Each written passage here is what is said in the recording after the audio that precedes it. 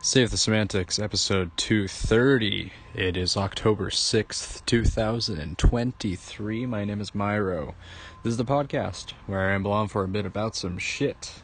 Recording this on a Friday afternoon. Instead of, today was a pretty hot day, man. Today was like 90 degrees, 95 tops, which is pretty wild in October, I was expecting this heat to come through like late or like mid-September, because that's usually how it's been, but the heat came through late. I don't know if that's if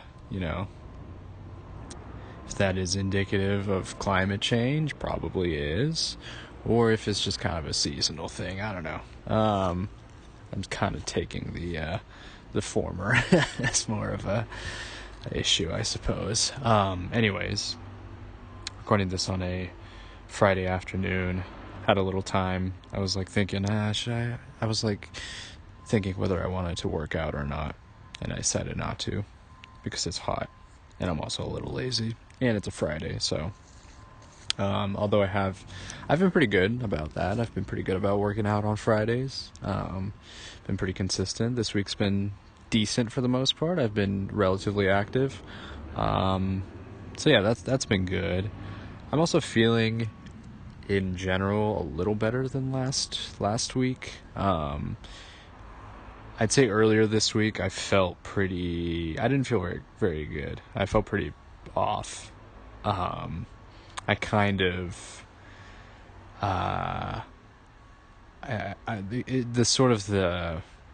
I guess mental kind of state of being, sort of this sort of, I don't know what to call it exactly. It's not like fucking depression or whatever. It's just sort of like, I was just kind of feeling this lull, and that sort of like continued through to the beginning of this week. And yeah, I was sort of feeling that. And it wasn't super great, but I'm feeling a lot better today.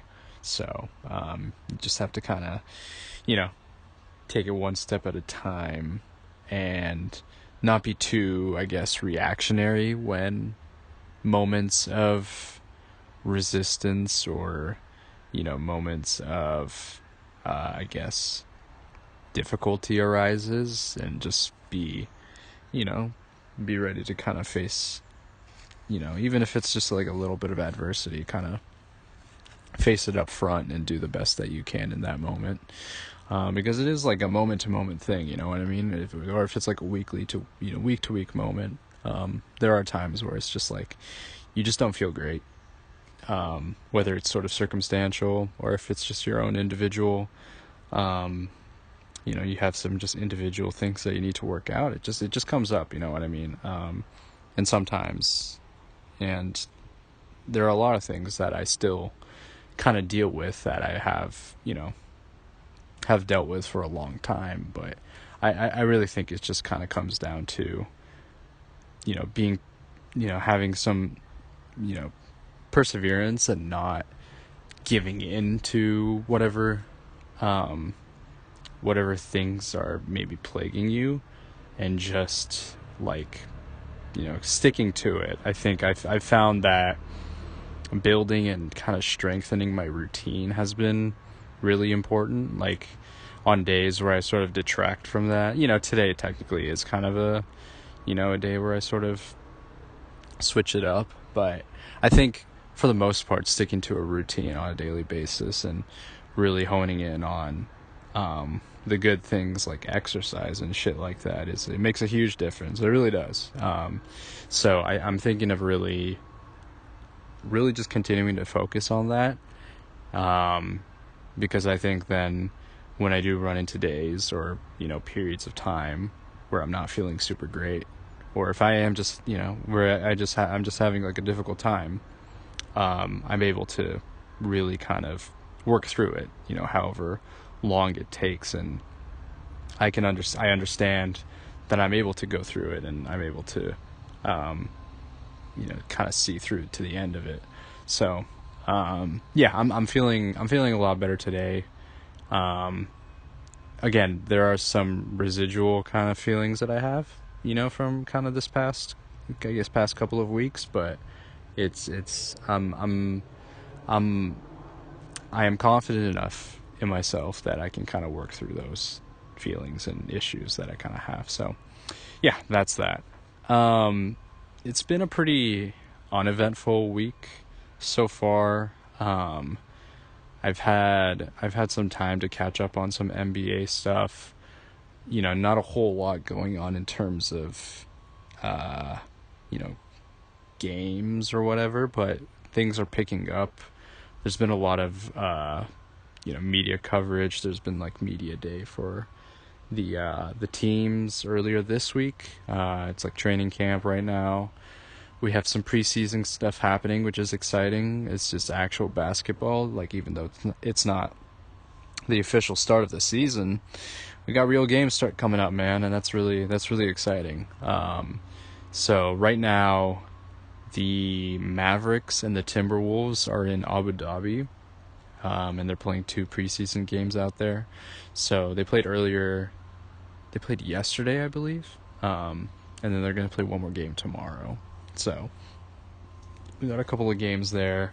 The Warriors are also going to be playing the Lakers tomorrow for for their preseason matchup. So that's going to be exciting. I'm wondering if I'll be able to tune in for that. If I'm able to find some coverage of it. I don't know if they're going to air it on any national broadcasts, but maybe I can luck out. We'll see. We'll find out. So that's really exciting, man. There's actual basketball that's happening.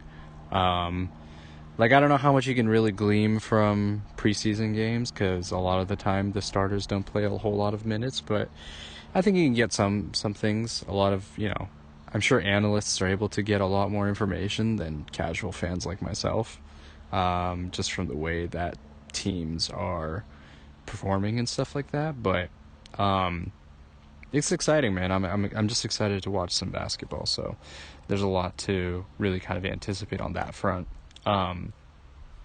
It also gives, I think, one of the, kind of going off of that point in regards to the starters not playing a whole lot. It gives like the other bench players more time to really showcase and, potentially develop their sort of skills and whatnot. Really get an understanding on the court, and kind of provide some support as to why they should be included in the rotation. You know what I mean? So I think there's a lot that really can, while it might not be super important in regards to the whole picture, I think it can really provide some meaningful time for younger players, bench players, to kind of secure a rotation in the lineup. So I think that's pretty important. So I'm excited to see, kind of on the Warriors front, I'm excited to see who will be making kind of the, who will be sort of making the cut. You know what I mean? I'm excited to see how Kuminga continues to develop. I think that's probably the biggest, our biggest sort of piece that we're anticipating to have a significant, significant development and significant increase in, production or whatever. Because it's going to be his like 3rd year here with the Warriors. So I think that there's a lot of anticipation there, and I'm really excited to see how he performs, as part of the second unit. Obviously, I think a big one is like how him and like Chris Paul are going to connect. Like, I think there's sort of that, there's that kind of expectation there for sure. So yeah, I'm excited to see how he continues to grow, and how much he's going to sort of improve in this sort of upcoming season, and what he can really, showcase on, during the preseason games. There's 5 preseason games, right, for each team. I think something like that. I'm not sure if it's like an equal number divided across all teams, but yeah, the Warriors have 5 preseason games, which is pretty good, which is nice. 2 against the Lakers, 2 against the Kings, and I think 1 against the Spurs, I believe, if I check their schedule. So that's gonna be something, man. I'm really it's still basketball, you know what I'm saying? Like, I know it's not the official start, but it's getting there, and it's gonna um make up for not actual basketball, I guess you could say it. Not like meaningful basketball, in terms of like record and shit like that. So it's gonna be cool. It's gonna be really, really exciting, man. As I sort of mentioned before, the Western Conference this year is gonna be fucking nuts, dude. It's like what, 1 through like 12. Like, you really don't know what to expect. I think other than like the Nuggets and maybe the Suns, even the Suns you don't really know yet, because they have a whole. Really, the only person that's like remaining on that team from last year and is like Booker, or I guess like from previous like couple of seasons, it's Booker, and everybody else is like brand new. So uh, I mean, it's easy to sort of expect them going into the season to be a pretty good team considering um, their roster, but you really don't know until the season starts. So I think it is. I think it is fair to assume that they're going to be kind of in that top, kind of upper echelon of NBA teams in the Western Conference, along with like the Nuggets. But you really don't know. I think there's a lot to kind of expect. And then everybody else is just like, it's just going to be a bloodbath. You know what I mean? The Warriors are going to be kind of in that mix. Uh, like, really, there's only like a few teams that I can see not being kind of in that, not being in playoff contention. It's like the Jazz, the Blazers, the Spurs, and I think that's it. I think everybody else, it's like they're all trying to get into the play-in or the playoffs. So, yeah, it's just wide open. Yeah, the West is incredibly competitive. I know I kind of discussed this earlier, and it's probably going to continue to be a discussion point that I want to kind of talk about because I find it to be so interesting. But I think there's just so much. There's so much that could happen this season, and I am both like excited and also a little like, I'm cautiously optimistic about our team for sure, because it's just the West is so stacked. You know what I mean? There's so many good teams, and there's a lot of, you know you really don't know what to expect from some teams as well. Like the Pelicans, like, if Zion is healthy, they might be a really good team, and they're gonna get, they potentially could be vying for a top position in the standings. So it's like there's just so much, there's so many different things to kind of weigh in, so many different players to kind of factor in. So I really don't know how things are going to turn out in the West. And like I mentioned, the East is a little bit more, I think it's a bit more easy to kind of, look forward towards in terms of like what to kind of expect on that side. With the Bucks and the Celtics being at the top, and then there's like, maybe like 5 or 6 teams. Like I think that the Eastern Conference is a lot more. It's a lot easier to kind of expect what to. It's easier to kind of see how things are going to shape up over there. It's just also less. I think the East is definitely weaker this year. Like, there's a lot of teams that could kind of fall and really not, just that are just not not very good in the Eastern Conference. So I think the playoff standings feel a bit easier to anticipate than the Western Conference. So that's that. But it's still, man. There's still a lot of exciting. There's still a lot of prospects. There's still so many. I don't know. There's just a lot to look forward to. And I'm very, yeah. I'm looking forward to all of that shit.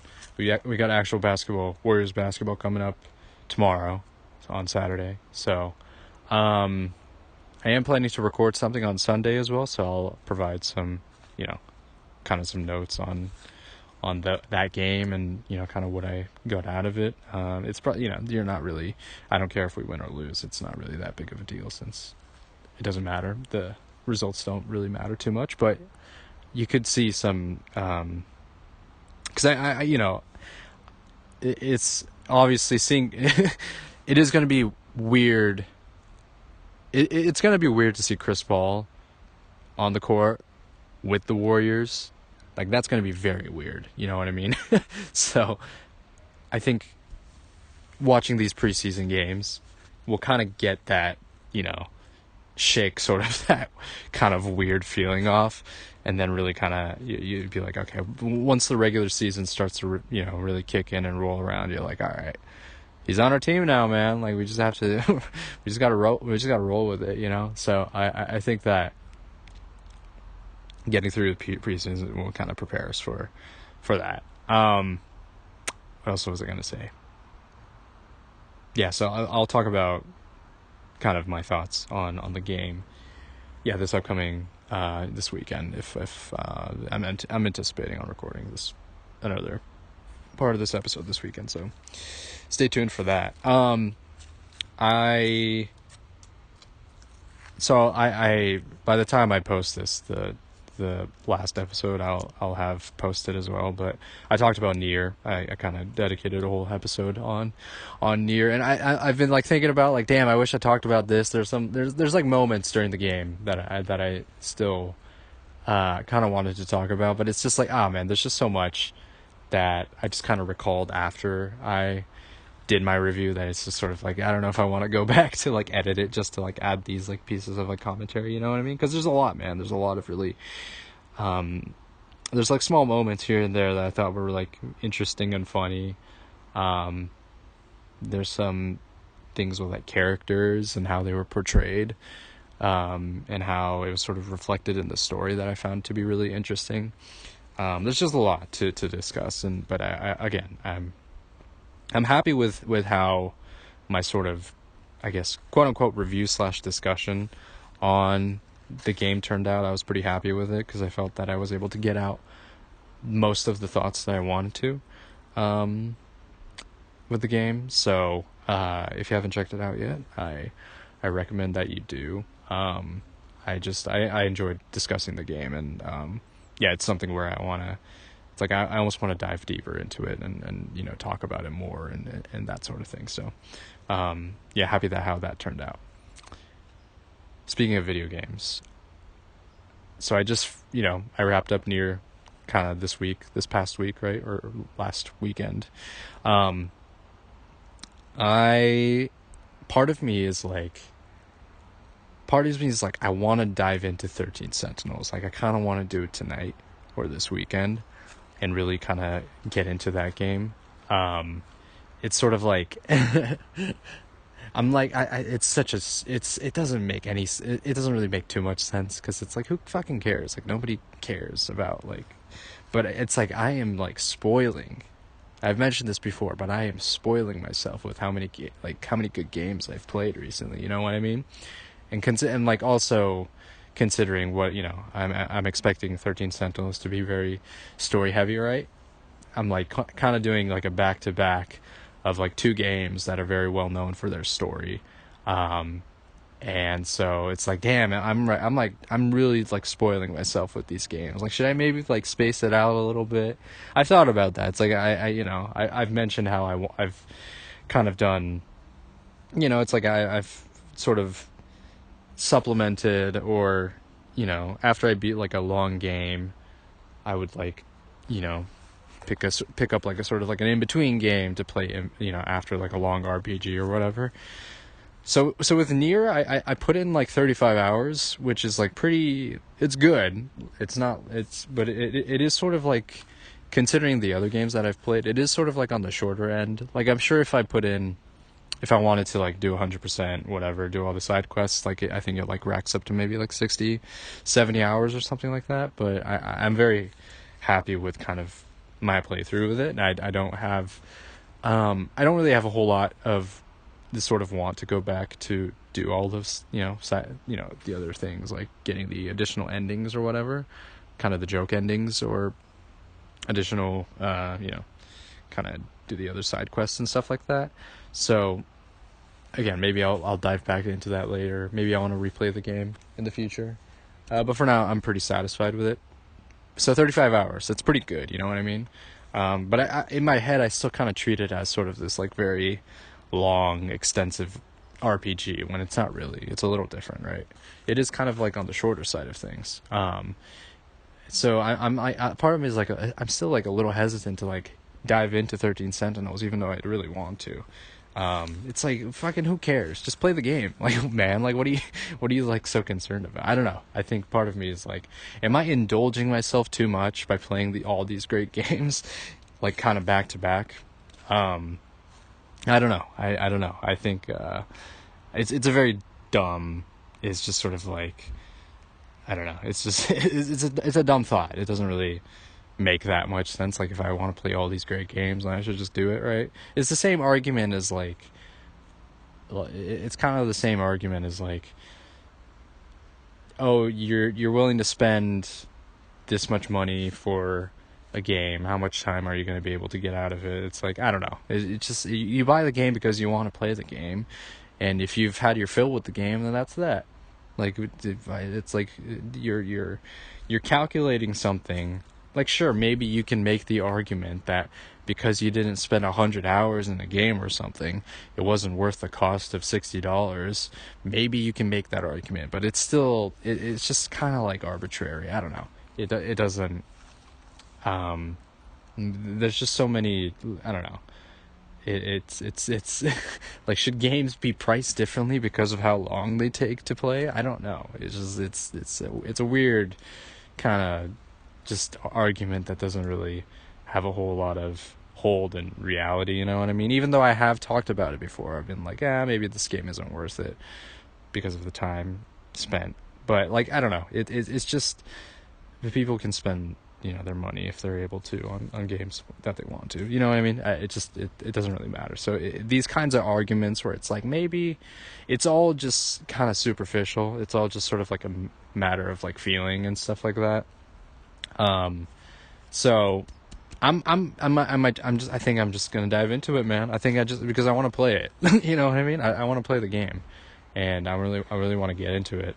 Like I mentioned, like I'm just right now. I've just been in this mode of wanting to engage with these sort of kind of deep narrative-driven games. I'm sort of in that mindset right now. So why not just take advantage of that and keep going into the next game? You know what I mean? Like, it's like this. It's the same thing with books. Like, I used to read so much back in whatever, when I was younger. I used to read like series upon a time, like series in a week. Like, is that overindulgence? Like, why would I? It's dumb. It doesn't, like, or watching movies. You're gonna watch, some of the greatest movies of all time that you haven't watched. Like, some people do that. Are you overindulging when you marathon the Lord of the Rings trilogy? Maybe a little bit, because that's like a 9-hour experience. But I don't know. It just depends, and I think it doesn't.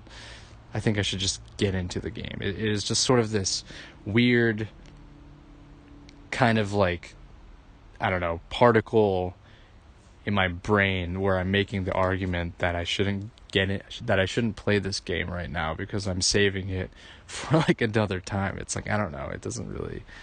Yeah, it just doesn't make sense. So it's all in my head. So yeah, I think I'm gonna get into it, man. And I'm gonna play it, and we'll see how much of it I can talk about, because I know that the game is very heavy on its story elements.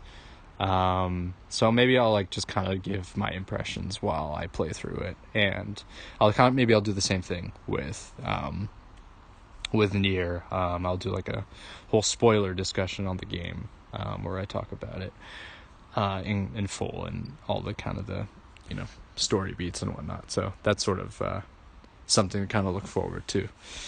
Anyways, yeah, I'm planning on recording something on maybe this weekend. Talk more basketball. Give impressions on if I do play 13 Sentinels, kind of give my first impressions on that. And yeah, that's gonna be everything for now. And I will check back in on Saturday or Sunday. Alright, it is October 8th, 2023. Recording this on a Sunday afternoon, a lovely Sunday afternoon. We just went through a little mini heat wave at the beginning of October. Ooh, how am I feeling about that? Listen, man, climate change, all that shit. I'm bracing for it. You know what I mean? I'm like, I don't know if I'm prepared necessarily, but I'm anticipating just the worst. So when that comes, I just need to collect my funds, make sure that I'm tight, gotta fend for myself, you know what I mean? Fend for myself and my family. That's what it's gonna come down to if it really goes crazy. But yeah, 95 yesterday, or like 94 was like tops, which is wild, you know what I mean? I was sort of anticipating that in September last month, but we got that this kind of past weekend instead. So that was that, but we got through it now. It seems like just based on weather projections, it seems like it's gonna calm down a little bit, but you never know. It might go back to kind of typical California fall weather, but again, you never know. So I'm sort of like, I'm just keeping an eye out on things. Anyways, it's been a nice little weekend. Today, this morning, I really noticed. Now, I talk about my sleep a lot, mainly because I feel like I don't get enough good sleep necessarily. I don't get enough like quality sleep. But I noticed this morning, I woke up. I went to bed around like 12 or something, and then I got up around like 7:45, 8 o'clock or so, and it just felt like a natural kind of waking, you know what I mean? Like I didn't feel like I didn't force myself to wake up. I didn't even have an alarm on, so that's good. That's really nice. So I feel like if I can kind of maintain that, like, and I woke up, I felt refreshed. I didn't feel super tired. I'm a little tired now because I've been kind of busy. This morning and today I worked out and shit, so that's why I'm a little tired. But today, like after I woke up, I felt good. I felt pretty good. So if I can in some way, shape, or form maintain that moving forward, kind of maintain that schedule, going to bed at consistent times. I know 12 is like kind of like a little late, but it's decent. Like it's still like a pretty good time. I don't know. I just kind of like, I fell asleep. Like I didn't have to like listen to music or like, stay up and watch videos and shit like that. Like Friday night, I was struggling to go to sleep, but then I just couldn't. I was up until like 2 o'clock or some shit. So I ended up only get like 5-6 hours of sleep. But like today, I just felt good. You know what I mean? Like I just felt very refreshed and shit. So if I can somehow kind of be consistent in that regard, go to sleep at, kind of within sort of the same time intervals, I think I'll be in all right shape, and I don't gotta, because here's the thing. I've also noticed, like, I was talking about getting an alarm clock and all that, but the thing is, like, the one thing I've noticed is that I end up waking up without an alarm clock most of the time anyway. Like if I in sort of like my natural sort of waking pattern or motion, I end up waking up without an alarm clock anyway. What kind of the issue is, what I've noticed is that I'll wake up and I'll feel like I didn't get enough rest, so then I go back to sleep, and then I wake up later and then I feel like shit. So that kind of that extra hour and a half plus of time after I wake up. Like, example, what I've noticed is I'll get up, I'll wake up around like 6:45 or something like that, or 7, and I'm just feeling, I just feel kind of tired. I feel that I didn't get enough rest. So then I go back to sleep, and then when I wake up, I feel even more tired because I don't go through the full sleep cycle, basically, right? I don't go through like a full REM to, kind of wakefulness sort of period, if you know what I'm kind of talking about. So like that extra hour is honestly more of like a hindrance than it is a benefit. So I think that I'm generally, and I just listened to this podcast recently, or I've been listening to this podcast recently, by, let me go to it. He is a PhD, sort of like, doctorate professional. He knows his shit, right? So I've been listening to his podcast, about sleep. If I can find it. If I can find it. I was listening to it on my Spotify. Okay. By Matt Walker. He has a book out about sleep as well. And I've been meaning to read that, but I just haven't found the time to like go to the library and borrow it. But I've listened to like several episodes of his podcast, really insightful, just kind of talking about various studies on, different type, just different sleep topics, right? General concept of sleep, REM sleep, and then the one that I found kind of the most fascinating was like early risers versus late risers, or like people that stay up naturally late and people that go to bed early, like that kind of sort of the differences there. You can kind of he was talking about sort of that sort of the differences, and how there was a study where for late kind of night people that stay up a little later than usual and that get up later, like myself, they conducted a study on those types of people and essentially forced them to get up earlier, right? Over the span of, I forgot how many, I think it was like a month, or maybe it's like a few weeks or something like that. And so they kind of forced those people to kind of undergo that sort of like sleep cycle that wasn't necessarily natural to their regular sleep patterns, right? And it was not very effective. The quality of their sleep they received was not very good. And I think really the takeaway is that if you sort of, and I think this is much more of a, I guess, criticism in how the typical workday is kind of structured, right? It is not made equal for everybody, you know what I mean? So for someone like myself, hearing that was really kind of, I felt very vindicated. You know what I mean?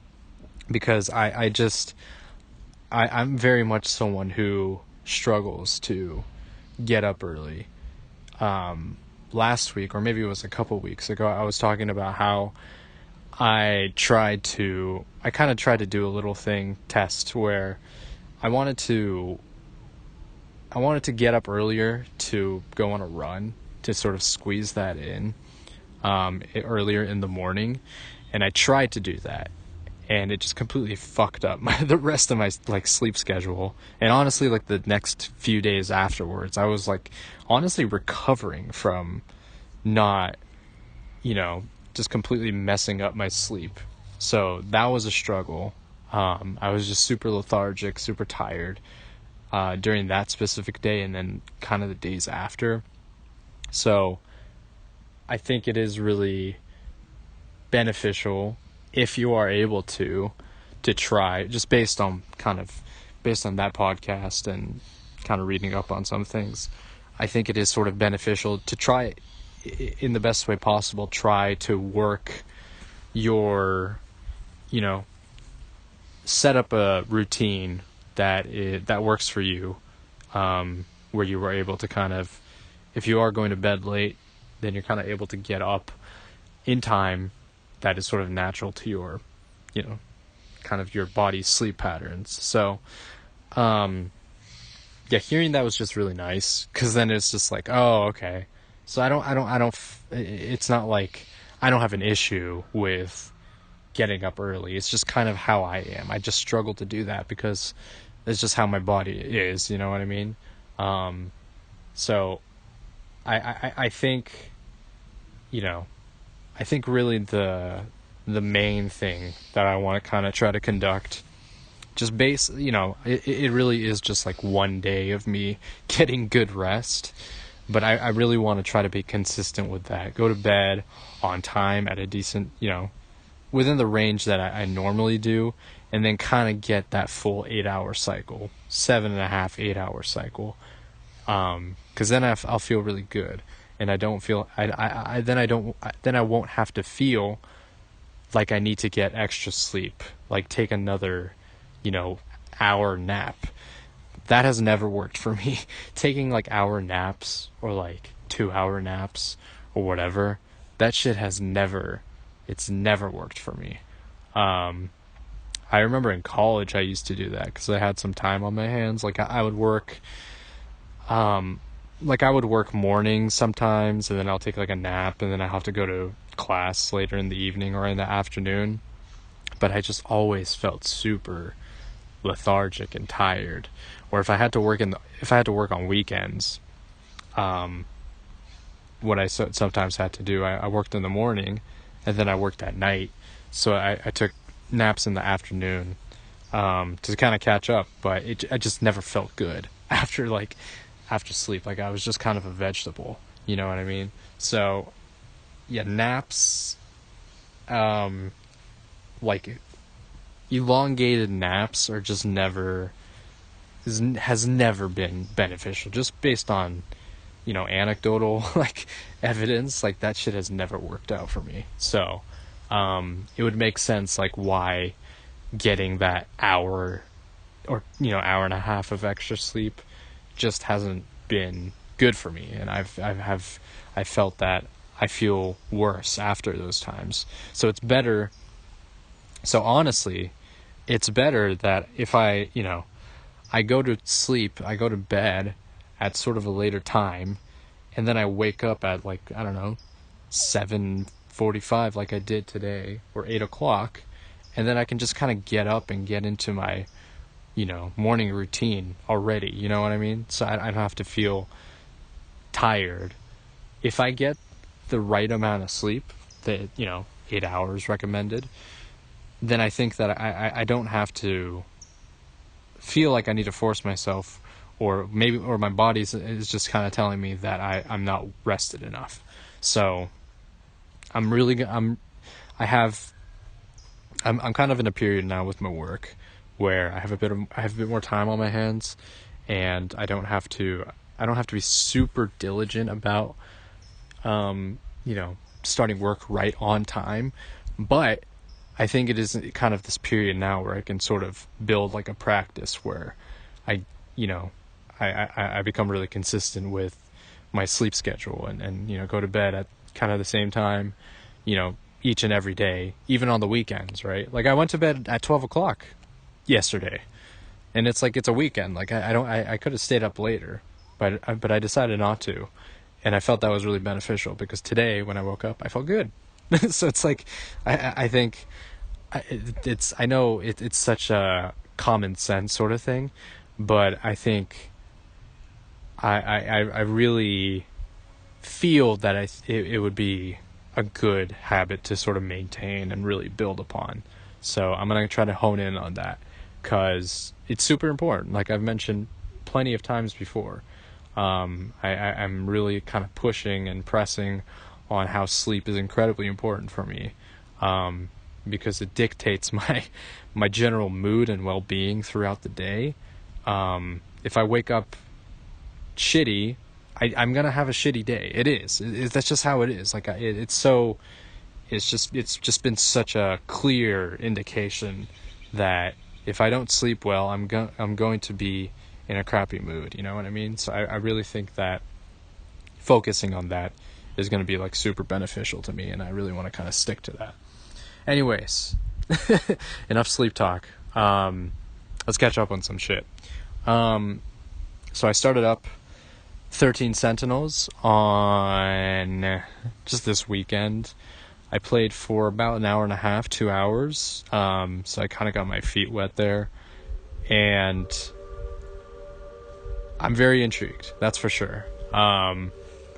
Right off the bat, there's already so many mysteries and so many different story elements, and just these character motivations are just everywhere.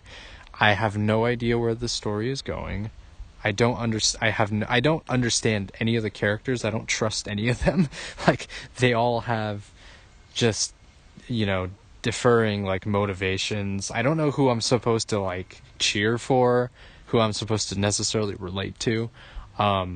Essentially, the 13 Sentinels, you kind of take on like 13 different characters is what I'm sort of anticipating based on the title, right? So essentially there's like 13 protagonists. What I'm getting. I'm only a couple hours in. So these are sort of my really surface level takeaways so far. But you have all these protagonists, you have all these characters that are sort of in their own kind of realm. Their stories have kind of crisscrossed a little bit. Like you could kind of see, sort of these like threads and connections kind of going. But it's a wild start. I did not, like you're really thrown right into it from the very beginning. Just like you're already like, what is okay? Who is this? Why are they like this? How do they know this? Like, what is their, who are they? is really it. So there's a lot going on, and I'm very interested in seeing how things pick up and how things develop in that sense. I'm already pretty engaged. So the combat so far has been really simple. It's been really straightforward. You're essentially kind of on this grid-like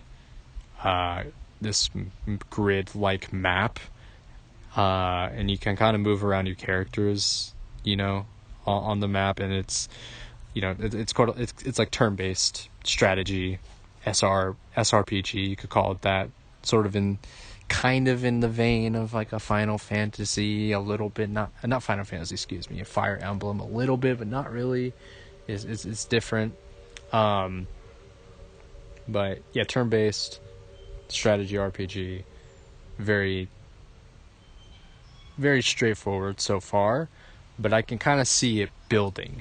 And it sort of does require you to have like quick reactions, because the decision you're making is sort of in real time, because enemies are still attacking you, and they're also making moves at the same times while you are, sort of like an ATB system, if you want to call it that. And I've enjoyed it so far. I think the split right now is probably, it's felt 40% battles and then 60% dialogue / story, kind of story text, you know what I mean? Sort of similar to maybe like a visual novel kind of thing. There's definitely been a stronger emphasis on the story as opposed to the gameplay, which is fine. I went into this game expecting story to be really the focal point. But I anticipate the battles to become more complex as they go, as you gain more like units and that sort of thing. So I'm excited to see how that develops. I've enjoyed that aspect of the game as well, along with the story. So yeah, I'm very much looking forward to continuing this game, probably either later tonight, this week. Who knows, whenever I sort of feel like and kind of have the time to do so. Yeah, those are my first impressions of 13 Sentinels. I'll talk very briefly about basketball, about the NBA. So preseason started up this past kind of earlier this week, end of last week.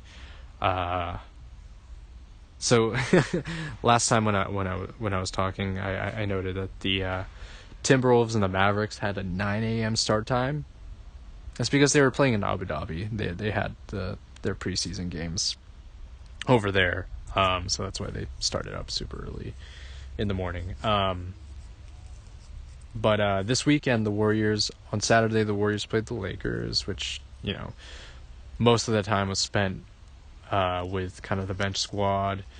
Kuminga played very well. I saw some nice highlights from him. That was very exciting to see and very encouraging to see. Chris Paul in a Warriors uniform, wild, still weird, still kind of crazy. It's just not. I'm just like not gonna be, again, like I said, it's gonna take a little time to get used to, but I will get used to it.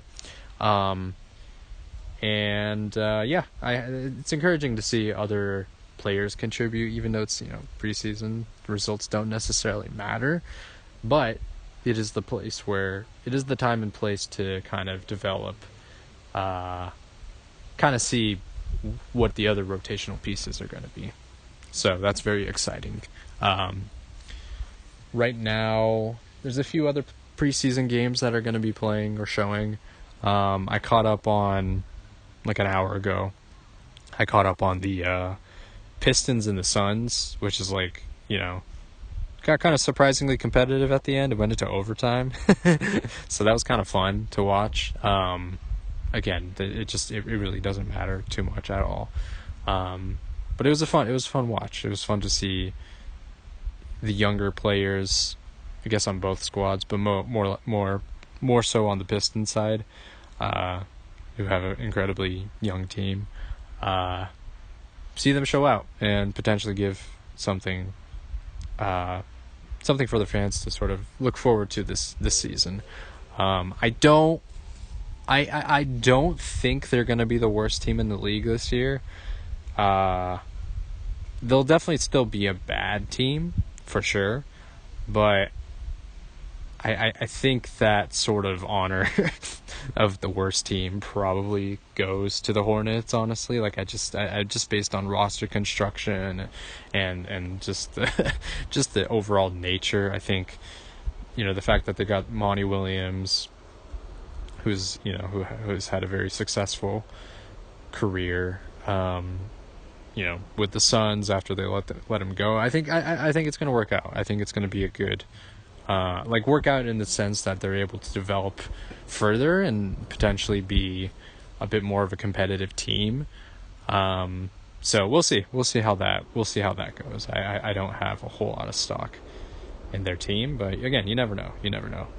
And then 2 weeks from now, we got the regular season coming up. And I can't wait, man. I am very happy to see actual basketball being played, even if it is just the preseason. And I'm more so looking forward to the regular season starting up. So that is something that I will continue to look forward to. And I will be talking about that once that time comes. And for the time being, I guess I'll be talking, some more preseason shit if there is anything interesting that pops up. If there are any players that kind of catch my attention. But yeah, that's sort of it's my mini little preseason preamble, if you want to call it that. Anyways, that's going to be it for today and for this week. Thank you for listening as always. This has been Save the Semantics, signing off.